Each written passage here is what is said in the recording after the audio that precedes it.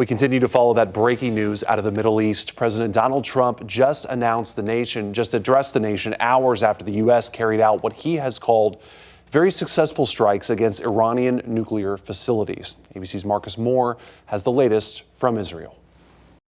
Just hours after announcing the U.S. successfully struck 3 nuclear facilities in Iran, President Trump addressing the nation this evening. Our objective was the destruction of Iran's nuclear enrichment capacity and a stop to the nuclear threat posed by the world's #1 state sponsor of terror. Tonight, I can report to the world that the strikes were a spectacular military success. Last Thursday, President Trump had set a 2-week deadline to decide whether the U.S. would join the Israelis and help strike Iran's nuclear facilities. But the president and his national security team opting to carry out this military operation now. We lost over 1,000 people, and hundreds of thousands throughout the Middle East and around the world have died as a direct result of their hate. I decided a long time ago that I would not let this happen. It will not continue.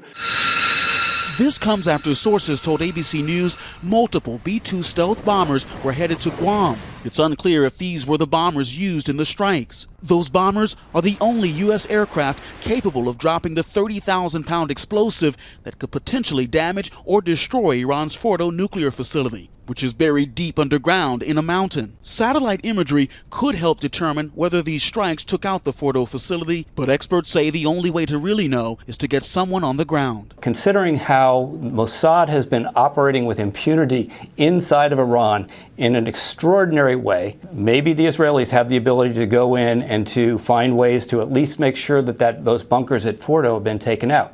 And now concerns over Iran's promised retaliation. The State Department says it has been evacuating U.S. diplomats and their families who wish to leave the region. Iran's Supreme Leader Ayatollah Khamenei had already threatened retaliation against the U.S. if it attacked Iran.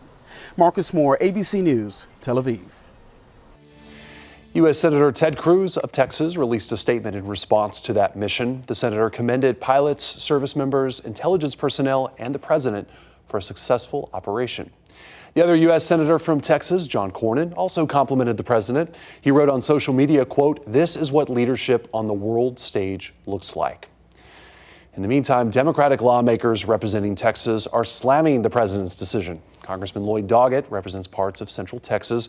He wrote on social media, quote, "Donald Trump once again shows that he is a man of his last word. With his unconstitutional action entangling us in conflict, he has made American families less safe," end quote.